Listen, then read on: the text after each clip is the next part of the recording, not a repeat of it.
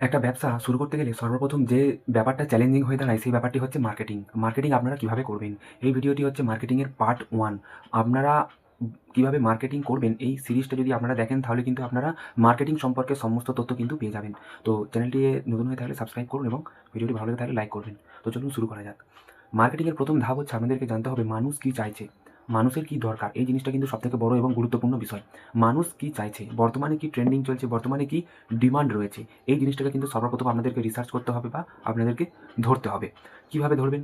Google রয়েছে, এখন বর্তমানে এআইয়ের যুগে আপনারা এআইয়ে গিয়ে দেখুন বর্তমানে কোন জিনিসটার ডিমান্ড এখন বর্তমানে বেশি। উদাহরণস্বরূপ মুরগির কথা যদি আমরা বলি, এখন মুরগির মাংস শীতের সময় 150 থেকে 160 টাকা কিলো যাচ্ছে এবং ডিম আপনার 7 থেকে 8 টাকা পিস যাচ্ছে।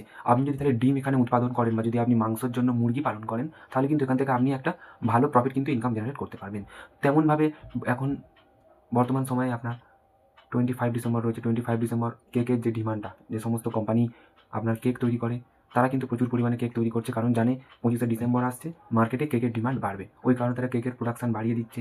এবং তার সঙ্গে আপনার যদি কফির কথা আমরা বলি, কফি শীতের সময় প্রচুর মানুষ কফি খেয়ে থাকেন। তো যে সমস্ত কোম্পানি নেস্টলে, যে সমস্ত কোম্পানি কফি বানায়, সেই সমস্ত কোম্পানি কফির যে প্রোডাকশান তারা কিন্তু বাড়াচ্ছে। তেমনই উল্টে যে সমস্ত ঠান্ডা জাতীয় জিনিস যেমন আইসক্রিম রয়েছে, কোকা কোলা রয়েছে, যে সমস্ত কোল্ড ড্রিঙ্কসগুলি রয়েছে, এই সমস্ত কোল্ড ড্রিঙ্কসগুলি শীতের সময় মানুষ কম কনজিউম করে, এর ডিমান্ড কম থাকে, তারা কী করছে, তার প্রোডাকশান কিন্তু কমাচ্ছে। তো এইরকমভাবে বর্তমান পরিস্থিতিতে কারেন্ট সিচুয়েশানে মানুষ কী চাইছে সেটার উপর ধ্যান দিয়ে আপনাকে কিন্তু মার্কেটিং শুরু করতে হবে বা ব্যবসা শুরু করতে হবে। এই জিনিসটাকে কিন্তু অবশ্যই আপনাদেরকে মাথায় রাখতে হবে। আপনি ইউনিক কোনো একটা জিনিস করতে পারেন, কিন্তু সেটা মার্কেটে কতটা ডিমান্ড রয়েছে, কতটা মানুষ সেই প্রোডাক্টটা আপনার কাছ থেকে কিনবে, এইটা কিন্তু সবথেকে গুরুত্বপূর্ণ একটা ব্যাপার। এটাকে কিন্তু আপনাকে মাথায় রেখে আপনার যে মাথায় বিজনেস আইডিয়াটা চলছে সেই বিজনেসটা আপনারা কিন্তু করতে পারবেন। আপনারা যদি লাইভ স্টকের কোনো বিজনেস করে থাকেন, যেমন হাঁস, মুরগি, শূকর, তাহলে আপনাকে প্রশিক্ষণ নিতে হবে। এবং যদি আপনি কোনো প্রোডাক্ট, কোনো খাবার জিনিস বা কোনো কিছু আপনি যদি কারোর কাজে লাগানোর জন্য বা কোনো টুলস, কোনো মেটেরিয়ালস তৈরি করেন, তাহলে কিন্তু আপনি আগে রিসার্চ করুন, তারপরেই আপনি প্রোডাকশন শুরু করুন।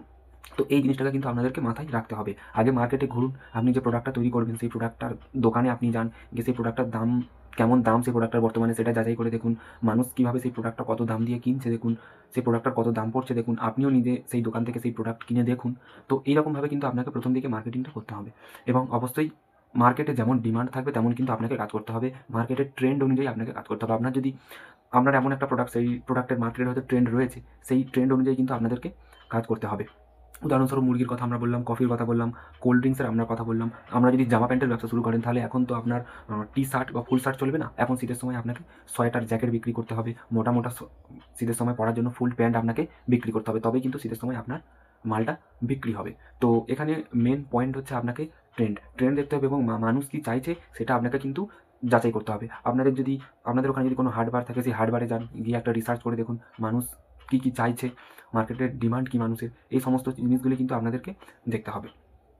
তো এইগুলি আপনারা দেখুন এবং মার্কেটের পার্ট 2 আমরা ভিডিও আনবো, যেখানে আরও বিস্তারিত অন্য কিছু টপিক নিয়ে আমরা আলোচনা করব। তো প্রথমে মার্কেট অ্যানালাইসিস করে দেখুন মানুষ কী চায় এবং আপনি যে প্রোডাক্টটা তৈরি করছেন সেই প্রোডাক্টটা মানুষ নেবে কিনা, বা যে প্রোডাক্টটা আপনি তৈরি করছেন সেই প্রোডাক্টটার কম্পিটিশন কেমন রয়েছে। বেশি যদি কম্পিটিশন থাকে তাহলে ঢুকতে যাবেন না সেই মার্কেটে। যদি কম কম্পিটিশন থাকে তাহলে ঢুকতে পারেন।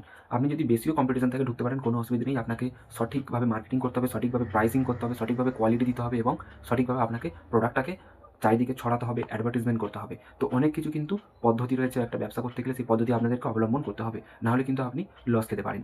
তো আপনি যে কোনো ব্যবসা সেটেলমেন্ট করুন কেন, আপনি মুদিখানার ব্যবসা করতে পারেন, আপনি কোনো প্রোডাক্ট তৈরি করতে পারেন, কোনো সার্ভিস দিতে পারেন, যা খুশি করুন না কেন, সঠিক লোকেশন অবশ্যই চুজ করার চেষ্টা করবেন, যেটা আপনার ব্যবসার উপর নির্ভর করবে। আপনি কোন ব্যবসা চুজ করছেন সেই অনুযায়ী আপনার লোকেশন কিন্তু চুজ হবে। উদাহরণস্বরূপ যদি আপনি একটা মনে করেন মদ দোকান করবেন, অ্যালকোহল মদ দোকান করবেন, তাহলে কিন্তু আপনি সেখানে কোনো দোকান না থাকলেও হবে।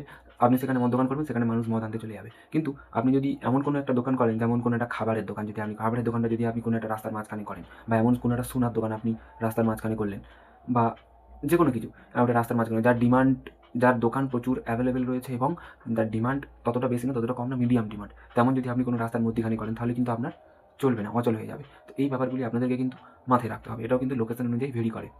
তো রিসার্চ করে অ্যানালাইসিস করে দেখুন এবং কমেন্টে জানাবেন আপনারা কী রিসার্চ করেছেন। নেক্সট ভিডিওতে আমরা মার্কেটিংয়ের পার্ট 2 নিয়ে আলোচনা করব। মার্কেটিং কীভাবে আরও বিস্তারিতভাবে, মার্কেটিং আরও কীভাবে করে আপনার প্রোডাক্টকে সেল করতে পারবেন।